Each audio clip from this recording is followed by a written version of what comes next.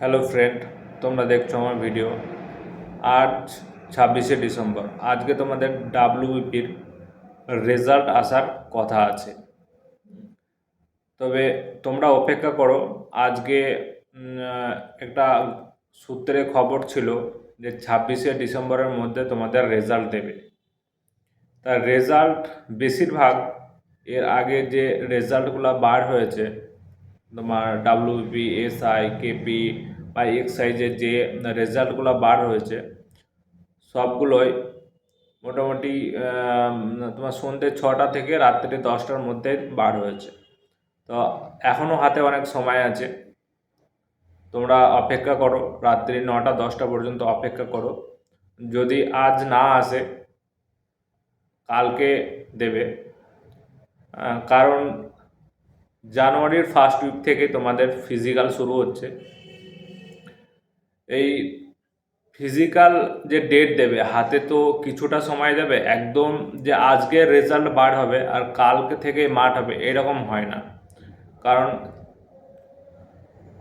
যারা মানে পরীক্ষার্থী থাকবে তাদের কিছুটা সময় দেবে।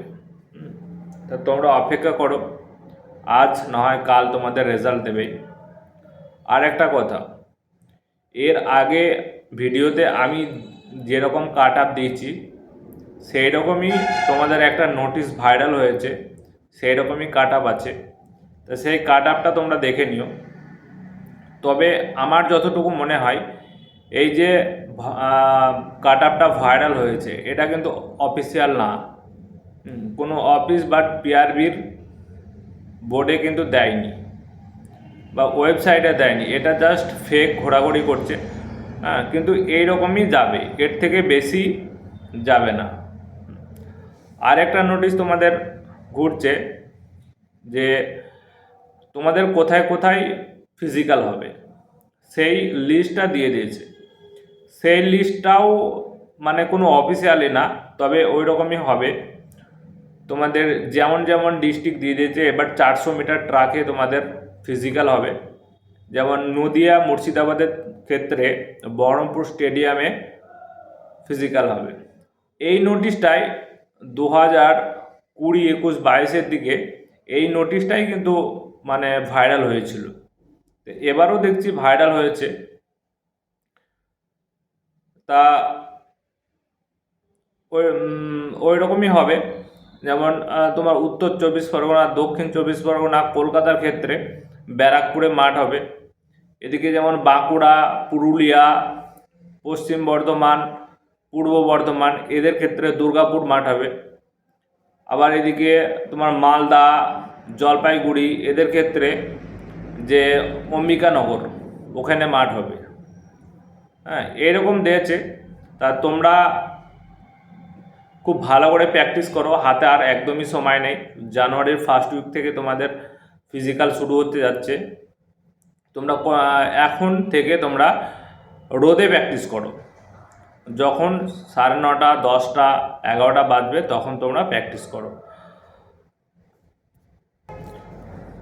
আর সামনে তোমাদের কলকাতা পুলিশের ফিজিক্যাল আছে। কলকাতা পুলিশের জন্য তোমরা রেডি হও। যারা রান করতে পারো না তাদের অনেক সময় পাচ্ছ, এখন থেকে তোমরা রান প্র্যাকটিস করে তোমাদের রানটা তুলে নাও।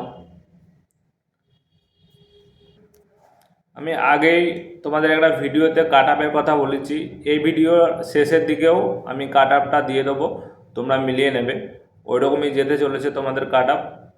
সবাই খুব ভালো করে পড়াশোনা করো, মন দিয়ে পড়াশোনা করো। সামনে প্রচুর ভ্যাকান্সি আসতে চলেছে। ডাব্লিউপি, কেপি, এক্সাইজ, স্কুলের গ্রুপ সিডি অনেক ভ্যাকান্সি আছে।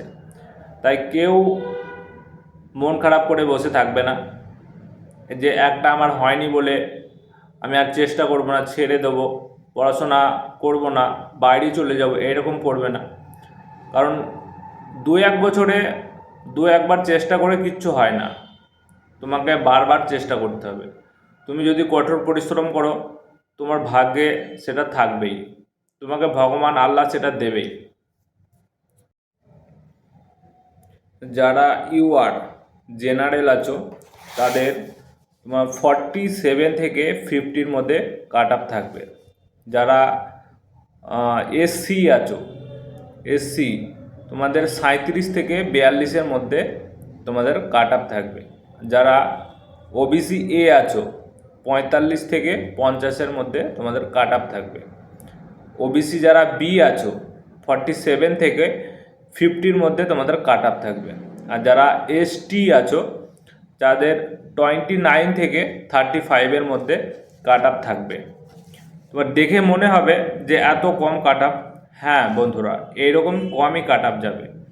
হ্যাঁ, কারণ ফিজিক্যালে তোমাদের অনেক অনেক ছেলেকে ডাকবে, অনেকজনকেই পাস করাবে। কারণ অনেকেই আছে যারা অন্যান্য চাকরির প্রিপারেশন নেয়, কিন্তু আবার ডাব্লিউবিপি কেপির এই গ্রুপ সি ডি এই পরীক্ষাগুলোও তোমার দেয়। যাদের হাইট কম আছে তারাও দেয়। কারণ সরকারি চাকরির পরীক্ষার ক্ষেত্রে একটা নিয়মাবলী, একটা যে ভয় লাগা কাজ করে, একটা ডিসিপ্লিন সেটা মেনটেন করতে হয়। এই পরীক্ষাগুলো দিয়ে তারা এক্সপিরিয়েন্সটা বাড়ায়। এবার যারা রেলের জন্য খাটবে তারা অবভিয়াসলি নাম্বার বেশি পাবে, কিন্তু তারা তো হাইট পাবে না। সেই জন্য তোমাদের অনেক বেশি ছেলে পাস করাবে, মাঠে পাস করাবে। আর এবার তোমাদের 400 মিটার ট্রাকে তোমাদের ফিজিক্যাল হবে, অনেক ছেলে পাস করবে। তো সবাই ভালো থেকো। জয় হিন্দ, জয় ভারত।